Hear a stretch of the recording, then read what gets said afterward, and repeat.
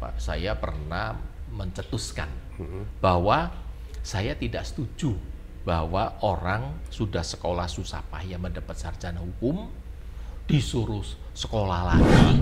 Saya tidak sependapat dengan rekan Yusril, meskipun beliau sekarang itu adalah Menko. Ya. Beliau dalam hal ini mengatakan bahwa avokat itu adalah bagian daripada pemerintah. Keliru.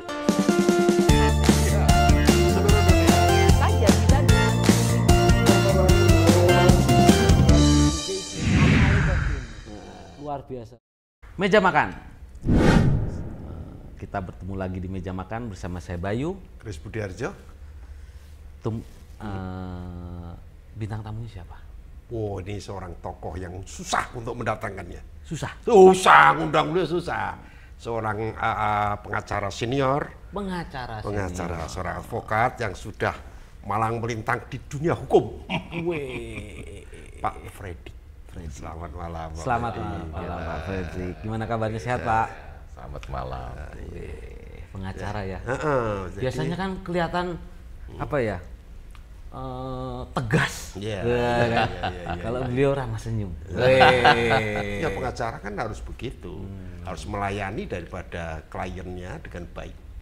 Nah, kita tanya aja beliau bagaimana sih untuk bisa karena dunia pengacara kan sekarang banyak sekali. Iya. Organisasinya apakah sarjana banyak. hukum itu pengacara? Otomatis jadi pengacara. Ya, otomatis. Atau gimana sih pengacara tuh apa sih? Bagaimana proses? Kita tanya ke beliau.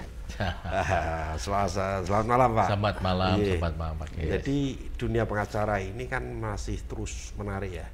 Karena bagaimanapun orang yang terkena masalah hukum, bukan hanya masalah, ada pengadilan, ada polisi, juga kadang-kadang antar swasta sendiri.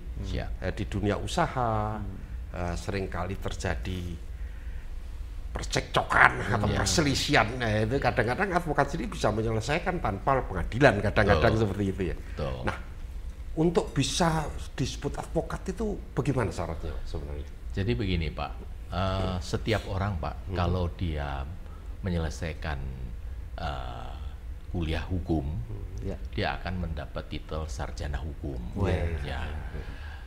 Tidak serta-merta Pak, seorang menjadi sarjana hukum dia bisa menjadi avokat. Nah, dia terlebih dahulu harus ikut pendidikan avokat. Yang ada pendidikan lagi ya? Ada Pak, pendidikan avokat yang dilakukan oleh universitas bekerja sama dengan organisasi avokat. Kan gitu Pak. Banyak setiap organisasi. Jadi ada lanjutan ya? Ada. Dia ikut pendidikan selama 3 bulan.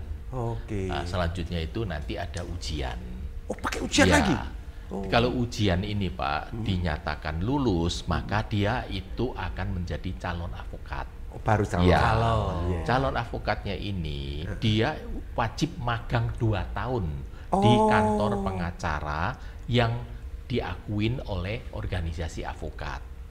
Jadi gitu, harus magang ya? Magang 2 tahun Pak. Setelah lulus pendidikan pengacara. Nggak bisa Pak. Harus Pak, ikut pendidikan, setelah lulus kemudian dia ikut magang 2 tahun dengan surat magang tersebut dan namanya ijazah lulus daripada ujian avokat. Nah kemudian dia akan diusulkan Pak kepada ketua pengadilan tinggi setempat untuk diangkat menjadi avokat. Jadi penetapan menjadi advokat itu oleh pengadilan? Oleh pengadilan tinggi Pak, dan itu sudah tertera dalam pada Undang-Undang Avokat, Undang-Undang 18 tahun 2003. Begitu Pak. Jadi tidak serta-merta seorang advokat itu menjadi advokat atau mendeklir sebagai advokat sebelum mengikuti proses-proses itu. Nggak bisa Pak. Nah, ada juga yang mantan PNS misalnya. Itu kan udah sarjana hukumnya lama ini.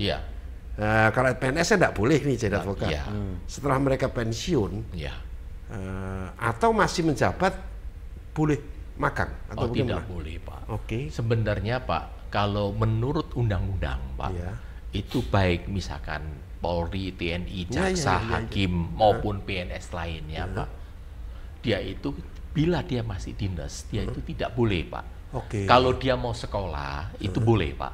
Sekolah advokat? Iya, advokat. Sekolah itu tiap orang boleh, Pak, namanya orang sekolah. Walaupun masih menjabat. Iya. Tetapi waktu dia ikut ujian yang diadakan oleh organisasi advokat untuk melihat ujian sekolah kamu 3 bulan ini lulus atau tidak lulus, Pak, itu seharusnya itu langsung dicoret karena dia masih aktif. Tapi namun sekarang, Pak, tidak bisa ditutup adalah suatu fakta, kenyataan, banyak sekali, Pak, yang TNI, jaksa, Polri, itu hakim pun, Pak, itu diam-diam itu, Pak, bahkan dia itu ujiannya gimana saya nggak tahu karena saya nggak pernah terlibat dalam hal masalah itu, tahu-tahu dia udah menjadi anggota salah satu organisasi dari advokat tersebut. Organisasi advokat sekarang itu kalau nggak salah ada 115. 115 organisasi? Iya. Wow. Banyak ya? Banyak, Pak. Ada yang organisasi anggotanya cuma 20 gitu, Pak. Karena persyaratan sebagai organisasi cukup 10 orang, Pak. 10 orang advokat, 10 orang dalam hal ini sarjana hukum, Pak. Sarjana hukum. Kemudian mungkin berapa orang itu advokat, dia tuh bisa bikin akte. Akte itu kalau disahkan dari Depkumham, ya otomatis dia sebagai organisasi yang sah. Begitu, Pak. 115.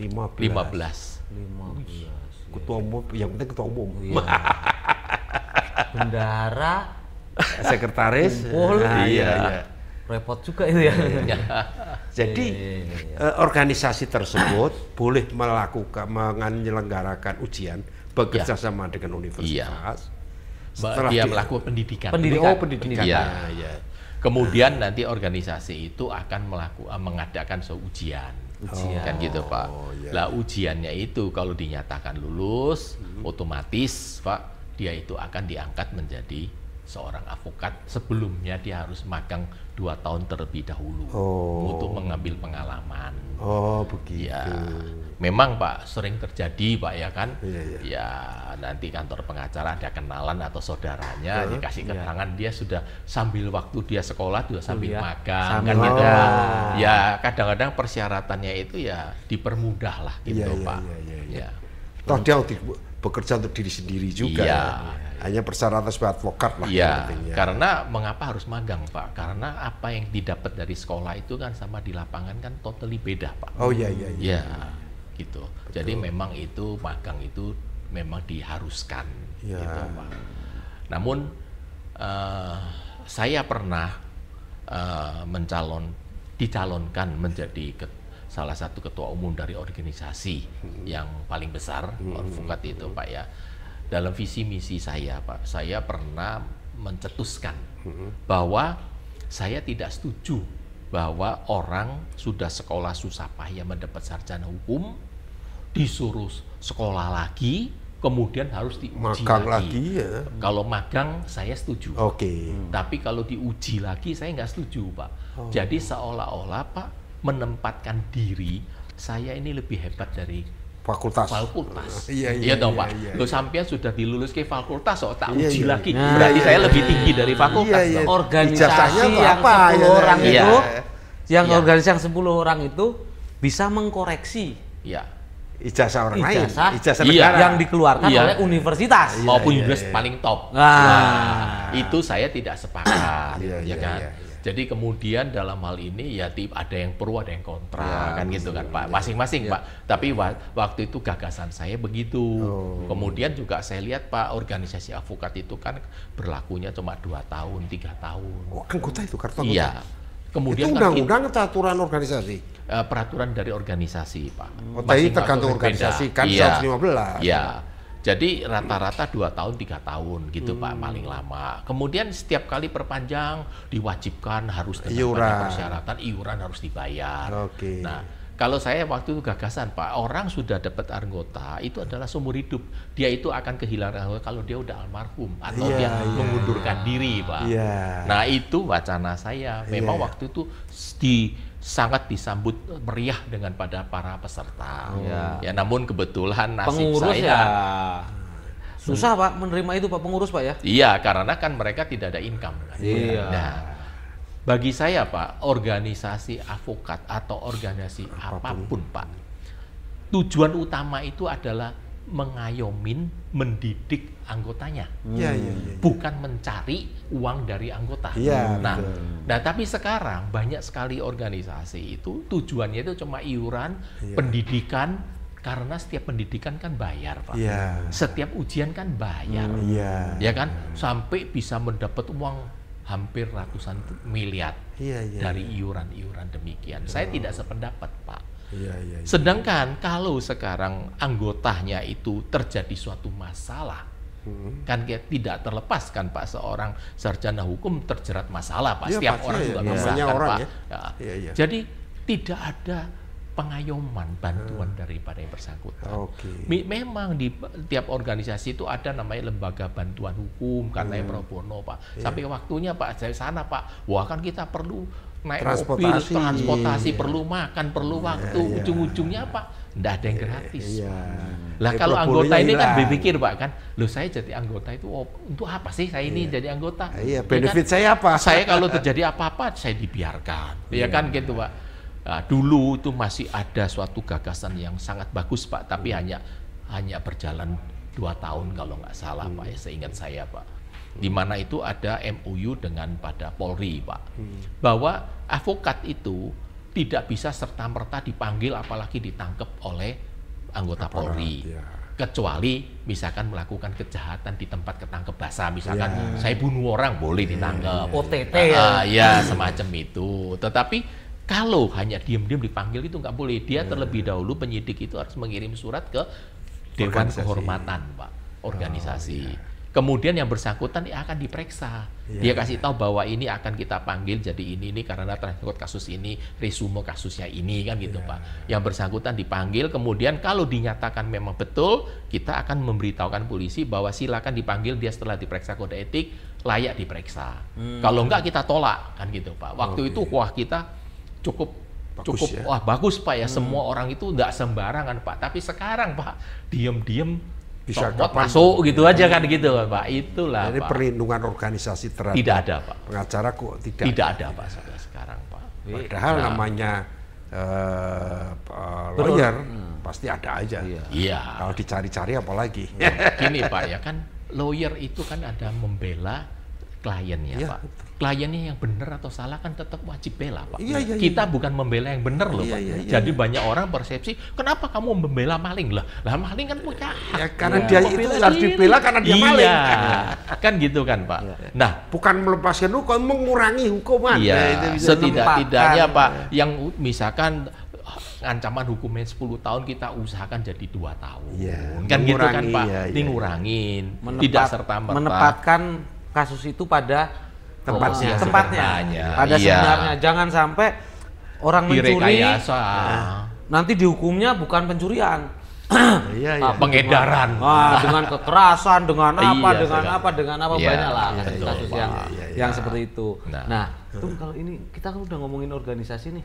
Oh ya, Pak Menteri kemarin ya Menko Hukum. Menko Hukum. Pak Yusril, Profesor Yusril itu kan Menko Hukum, bukan Yusril, Menko Hukum. Yang menyatakan dalam rakernas kalau nggak salah atau apa itu, tanggal 5 Desember kemarin, bahwa yang satu-satunya organisasi yang diakui, tadi kan 115, itu hanya Peradi. Itu gimana sebenarnya ceritanya? Yang 114 gimana nasibnya? Apakah tidak diakui atau seperti apa? Jadi mohon saya sampaikan bahwa saya tidak sependapat dengan rekan Yusril, meskipun beliau sekarang itu adalah Menko. Beliau dalam hal ini mengatakan bahwa advokat itu adalah bagian daripada pemerintah. Keliru. Bahwa kita ini murni adalah swasta. Ya kan kita punya undang-undang. Namanya bagan pemerintah itu tertera dalam undang-undang dasar. Seperti polisi, Mahkamah Agung, Kejaksaan, itu semua ada tertera dalam undang-undang dasar. Itu merupakan bagian daripada pemerintah. Kita ini bukan bagian dari pemerintah. Keliru beliau itu mengatakan demikian. Kedua, dia mengatakan bahwa hanya diakuin oleh Peradi, Pak. Setiap organisasi, setahu saya, Pak, semuanya itu punya SK Menkumham. Berarti diakui? Ya diakuin sah dong. Legalitasnya ada. Iya. Dan Undang-Undang 18 tahun 2003 tentang avokat, Pak, tidak ada kata-katanya itu harus single bar, Pak. Waktu itu diberikan waktu dalam waktu 2 tahun untuk membentuk wadah tunggal. Tetapi Peradi sendiri, Pak, itu terbentuknya September tahun 2005, sudah melebihi daripada 2 tahun. Nah, kedua, Pak, yang harus diketahui oleh siapapun, Pak, yang membentuk Peradi ini adalah 8 organisasi avokat yang federasi sudah lama, ya? Pak. Seperti namanya dulu IKADIN lah, Pak ya, HKPI dan segalanya lah, Pak. Tetapi mereka setelah dibentuk oleh Peradi pun mereka tidak mau membubarkan diri, Pak. Itu kan pemerintah dalam pemerintah, organisasi dalam organisasi. Jadi 8 organisasi advokat pada waktu itu setelah undang-undang tulang sepakat, Pak, untuk membentuk Peradi, kan gitu kan, Pak. Tunggal. Iya, tunggal. Sebagaimana dimaksud undang-undang. Iya, meskipun terlambat, kan gitu kan, Pak. Tetapi mereka tidak mau membubarkan, Pak, organisasi dia. Jadi ada organisasi dalam organisasi. Iya, betul. Kecuali di federasi mungkin ya. Iya. Federasi. Lah ini kan perhimpunan, Pak, bukan federasi. Kan gitu kan, Pak. Dan sehingga, Pak, saya bisa melihat, Pak, ya, dalam putusan Mahkamah Konstitusi yang saya catat, Pak, nomor 101 garing PUU garing 2009, nomor 112 garing PUU strip 12 Romawi 2014, nomor 36 PUU strip 13 Romawi garing 2015, semua sudah menyatakan itu adalah multibar. Jadi organisasi advokat itu multibar. Iya, bukan single bar. Memang karena putusan Mahkamah Konstitusi ini, Pak, kalau nggak salah tentang avokat ini sudah diuji lebih dari 20 kali, Pak. Jadi ada yang kontradiktif, Pak. Iya. Satu sama lainnya tidak berlain. Iya. Putusannya ya itu kan, nggak ada yang lain kan? Yang penting satu bagi saya, Pak, ya bisa memberikan gambaran, Pak.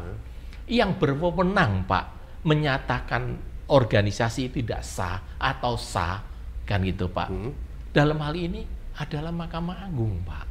Mahkamah Agung sendiri telah mengeluarkan surat edaran resmi pada seluruh hakim di Indonesia bahwa setiap organisasi avokat berhak mengajukan penyumpahan dan diakuin, Pak. Untuk pengangkatan advokat tadi. Advokat dan baru. Diakuin, Pak. Dan diakuin. Mau avokat diangkat oleh organisasi A, diakuin. Diangkat oleh organisasi D, diakuin, Pak.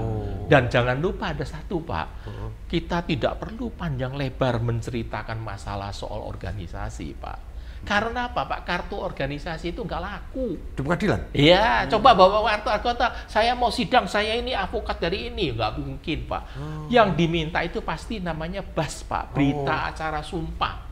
Siapapun itu harus ada BAS, sumpahmu Pak. Kapan? Iya. Gimana? Mana aktenya, mana berita acara sumpah yang ditandatangani Ketua Pengadilan Tinggi. Nah, Pak, berarti, Pak, saya tanpa organisasi pun saya tengah BAS saya juga bisa sidang kok. Kan jadi gitu, identitas Pak, daripada atau legalitas bahkan itu. Iya. Legalitas daripada seorang advokat ada oleh pengadilan tadi. Iya. Bukan kartu keanggotaan. Dia nggak akan lihat, Pak. Tapi BAS-nya. Iya. Di penyidik juga akan tanya, Pak. Kamu dari Ratu, Kak. Saya lihat BAS-nya. Kamu kapan diangkat, Pak, avokatnya? Kalau dia nggak kenal kan gitu. Ya. Pasti, Pak. Ya. Sehingga di ujung-ujung kembali kan, Pak, ya. Untuk apa sih kita ributkan single bar, multi bar dan sebagainya, Pak? Kan gitu, Pak. Sebagaimana tadi yang saya jelaskan, itu kan, Pak, kelemahan-kelemahan daripada organisasi. Sekarang saya tanya, Pak, organisasi mana yang pernah membela mengayomin anak buahnya, Pak? Di dunia advokat ya? Pada 115? Iya, nihil, Pak. Tidak ada, Pak. Mungkin ada, Pak, tapi kita tidak ketinggalan zaman mungkin ya. Enggak. Ya kan lawyer, ya kebetulan saya di dalamnya ya, setahu saya tidak ada. Kan gitu kan, Pak. Kita belum ada, setahu kita. Dan menurut saya, Pak, ya kita tidak perlulah bersih tegang mengatakan bahwa sah tidak sah, tunggal atau multi, kan gitu kan, Pak. Lo kartumu itu payora gitu aja kan gitu kan, Pak. Bentar, aja kan, Pak. Bapak itu aslinya mana tuh, Pak? Surabaya, Pak. Jawa Timur. Gak iso. Jawa Timur. Jadi inti daripada dunia advokat atau sah tidaknya, legal atau tidaknya di pengadilan ya. Itu adalah bukan kartunya, tapi BAS-nya, berita acara. Betul, Pak. Jadi fungsi daripada organisasi itu hanya untuk pendidikan. Apa tadi? Penyelenggaraan. Pendidikan untuk ujian. Menyelenggarakan ujian. Gitu kan, Pak. Dan mengajukan ke pengadilan. Terhadap anggota yang ikut pendidikan dan ujian tadi. Nah, kalau kemudian di dalam penetapan itu tidak disebutkan Anda adalah anggota ini enggak ya? Enggak ada, Pak. Saudara Fredrik saya tetapkan itu aja. Sebagai advokat gitu aja kan, Pak. Iya. Artinya tatkala dia pindah organisasi, nggak ada masalah. Iya, banyak rekan-rekan saya, Pak, yang seprofesi dengan saya, Pak, pegang kartu anggotanya ada salah 10 kali atau 20 gitu, Pak. Pokoknya ikut sana, ikut sini, pokoknya semuanya jadi temen gitu aja kan, Pak. Memang, jaringan, Pak, organisasi itu bagus, Pak, adalah membuatkan kita ada namanya korsa, Pak, ya. Kita ada kesetiaan kawan, Pak. Kalau sekarang, Pak, advokat, Pak, saya harus akuin, Pak, yang paling hebat kita lakukan, Pak, sikut menyikut, Pak. Oh iya. Fair, Pak. Iya. Wah, begitu situ nongol, wah kok situ tok tiap hari di TV, aku juga iso kok. Gitu kan. Kenapa ya kamu? Wah, jelek-jelekan A, B, C, D gitu, Pak.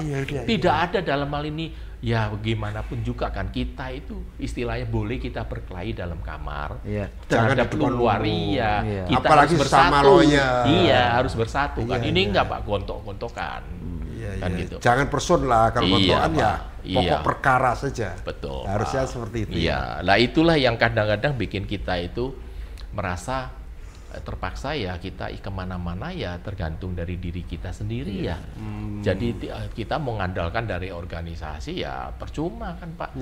Sekarang, Pak, istilahnya ada dewan kehormatan, ada sidang kode etik, ada pengacara dipecat, kan gitu kan, Pak? Pindah? Iya, Pak, bukan, Pak. Dia ada yang nggak pindah, Pak. Dia bilang, lu pecat gua masa bodoh kan? Gua punya bas itu kan nggak bisa dibatalin. Selesai kan? Organisasi kan pindah kan? Iya, dia nggak pindah, banyak yang nggak pindah, Pak. Saya nggak perlu punya organisasi kok, saya punya bas kok. Saya sidang kan pakai bas, Pak. Bukan pakai kartu. Sebelum menjadi advokat perlu organisasi. Iya. Karena ada berapa proses. Sebelum adanya tahun 2003, Pak, sebelum ada undang-undang advokat. Kalau dulu kan enggak, Pak. Setiap orang itu kan bisa menjadi advokat yang disumpah, diangkat oleh Menkumham. Kalau kemudian pengacara praktek dulu itu istilahnya, pengacara praktek diangkat oleh ketua pengadilan tinggi setempat. Tapi wilayah hukum adalah provinsi di mana dia diangkat. Kalau advokat kan berlaku seluruh nasional, seluruh Indonesia. Kemudian dengan undang-undang advokat itu berlaku seluruh Indonesia, tidak ada wilayah lagi. Jadi ditetapkannya oleh pengadilan negeri atau tinggi? Iya, tinggi. Pengadilan tinggi di tempat dia berada. Iya. Tapi wilayah Jakarta, wilayah Jakarta. Nasional. Saya nggak bisa masuk ke Jawa Barat, gitu, Pak. Kalau sidang kayak notaris gitu, Pak, ya? Ya, wilayah hukum lah istilahnya di mana. Tapi sekarang udah enggak. Itu dulu ya? Ya, dulu. Sebelum adanya Undang-Undang 18 2000. Setelah ada undang-undang, boleh. Bebas. Pengacara di mana pun. Dulu itu namanya pengacara praktek. Sekarang itu kan kita namanya advokat. Pengacara praktek dan advokat. Dulu kan beda, Pak. Kalau advokat, wah ini nasional kan. Pengacara, wah lokal kan gitu kan. Bahasanya lokal ya. Iya, beda gitu, Pak. Bapak beracara itu sejak kapan tuh, Pak? Saya beracara resmi itu sejak tahun 84. 84? Iya. Sadis yo. Udah senior ya. Terus kasus apa, Pak, yang kira-kira membuat apa ya? Membuat Bapak itu bangga atau seneng? Ya, kasus yang saya merasa bangga, Pak, ya. Saya senang, Pak, ya. Seperti contoh, Pak, ya, satu, saya pernah menjadi advokat atau pembela daripada seorang pejabat tinggi yang sekarang juga masih menjabat, kan gitu, Pak, dari kepolisian, lawan KPK, kan gitu, kan, Pak, kan. Dan satu-satunya pertama kali yang menumbangkan KPK juga tim saya. Saya tidak mengatakan saya sendiri, Pak, itu ada tim, Pak, ya, ngacara kan tim, dunia acara. Nah, timnya itu memang waktu itu yang banyak bicara ke media itu saya, kan gitu, Pak. Dan saya memang yang banyak membuat orang-orang itu menjadi rasa tidak nyaman, Pak. Oke. Ya, kita punya teknik-teknik tertentu, Pak. Kan begitu. Jadi Bapak yang pertama merobohkan tembok besarnya KPK. Iya. Melawan KPK. Iya. Dan menang kan, Pak? Menang. Tapi bukan melawan kelembagaan sebenarnya. Iya. Melakukan perlawanan dalam kasus itu. Iya, putusan itu. Penetapan kasus itu. Iya. Tapi kan itu pertama tuh. Pertama bahwa ternyata KPK juga bisa salah. Iya. Betul, Pak. Artinya penetapan KPK bisa dirubah. Iya. Waktu itu pernah saya melakukan suatu terobosan. Saya melihat itu teman-teman dari KPK itu datang itu dikawal sama yang rambut cepak, pakai safari, bawa senjata semua. Tertutup, Pak. Saya bilang sama polisi yang mengawal pengamanan sidang, periksa geledah. Ternyata mereka adalah oknum. Saya bilang, laporkan ke garnisun, diambil atau kamu keluar. Akhirnya mereka semua diusir. Dari pengadilan? Wah, jadi ketakutan semua dari waktu itu, Pak. Iya. Nah, itu landasannya hukum, Pak ya, aturan, Pak ya. Betul, Pak. Dan itu saya hanya memberikan suatu penegasan terhadap suatu peraturan bahwa kita orang sipil tidak boleh kita memperalat TNI. Kan boleh, gitu kan, Pak. Dan gitu, Pak ya. Itu kan sebenarnya TNI tidak punya kewajiban mengawal kita. Kita perlu pengawal itu cukup maksimum polisi. Nggak boleh lebih dari itu. Hanya itu aja saya tegaskan di sana. Kan gitu. Dan lagi, Pak, setiap orang waktu sidang kan tidak boleh bawa senjata. Nah, itulah yang saya tegaskan di sana, Pak. Gitu. Mantap. Itu yang membanggakan ya. Menurut saya, salah satu saya berani, Pak, menunjukkan suatu sikap seorang advokat itu harus bagaimana bersikap.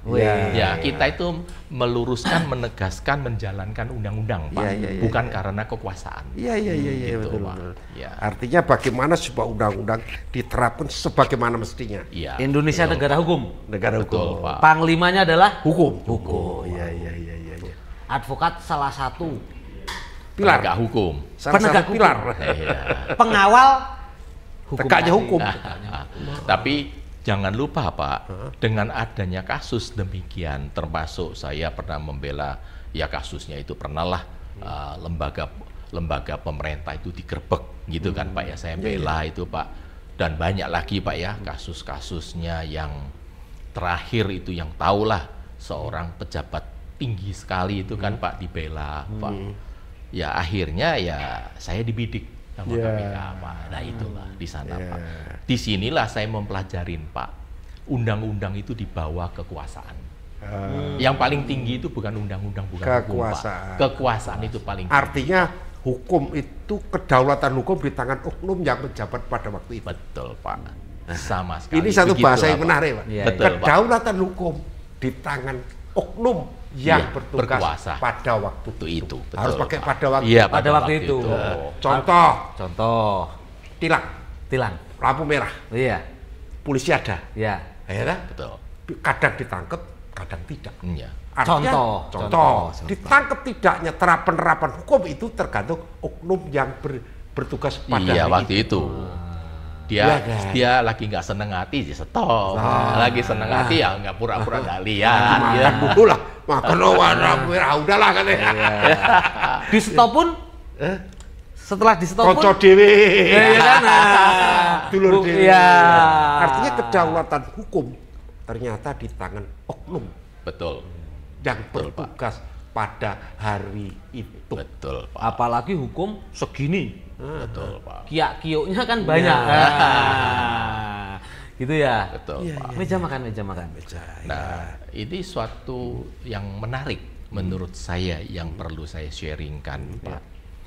Bahwa misalkan, Pak, kantornya Pak Kris secara resmi, Pak, diperbantukan ada penjagaan dari instansi. Kan gitu, Pak. Instansi ABCD 10 orang menjaga kantor Pak Kris. Perintahnya kan, sprintnya, surat tugasnya kan begitu, Pak. Itu anak SD pun tahu, Pak, bahwa tugas dia itu kan menjaga di sini kan, Pak. Lingkungan ini, Pak.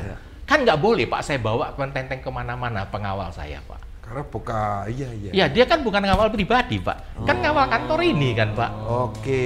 Kan gitu kan, Pak. Seperti contoh, Pak. Polisi yang menjaga bank. Iya. Dia itu kan bukan mengawal direkturnya lagi pergi kan, Pak. Dia kan jaga bank supaya bank nggak dirampok atau nggak ada maling. Bukan menjaga direktur, Pak. Iya. Tapi ini sering terjadi kan, Pak. Oknum-oknum penegak hukum itu, Pak.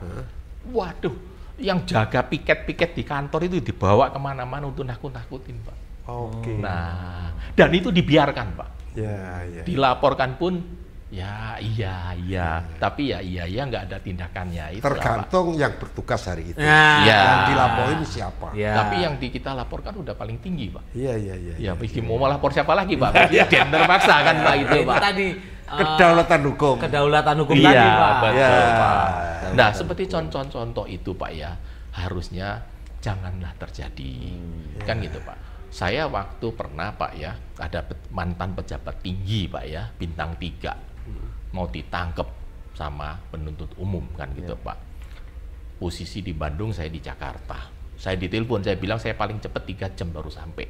Kan waktu itu belum ada WUS, Pak, ya, kan pakai mobil kan, Pak, ya. Saya udah ngebut gimana pun juga ya 3 jam paling cepat saya sampai di sana, Pak. Ternyata, Pak, yang ada itu, Pak, waduh, Pak, bawa senjata laras panjang, 70 orang lebih, Pak. Yang mengawal. Bukan yang bawa, Pak, yang mau menangkap. Iya. Kan gitu kan, Pak. Bayangin aja kan, Pak. Sampai begitu, Pak. Arogannya, Pak, memperalat oknum TNI, Pak. Kan bukan wewenang dia, Pak. Iya, polisi harusnya. Iyalah, Pak. Keamanan dalam itu kan Polri, Pak.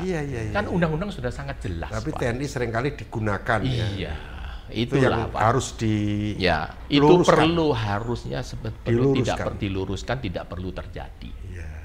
Ya, itu sayang, Pak. Karena kita di lapangan kita yang babak belur, Pak, ngadepin begitu kan, Pak. Nah, itu yang sulit di sana. Iya.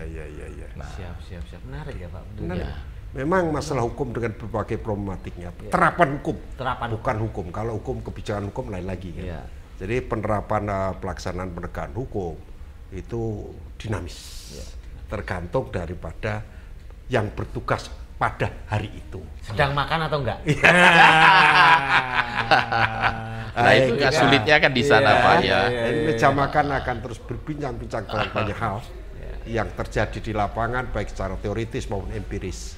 Apalagi dalam apapun kita ada negara hukum. Dunia hukum memang sangat debatable dalam terapannya. Sama-sama membaca, tapi bukan bacaan hukumnya, tafsirnya yang seringkali kita berdebat. Sehingga dalam penafsiran masing-masing sesuai, kadang-kadang sesuai dengan kepentingan, tapi apapun kita harus menghormati hukum, dan putusan hukum kalau ada berperkara, suka tidak suka adalah pengadilan. Adil tidak adil, walau alam bisawab, karena masing-masing yang merasakan.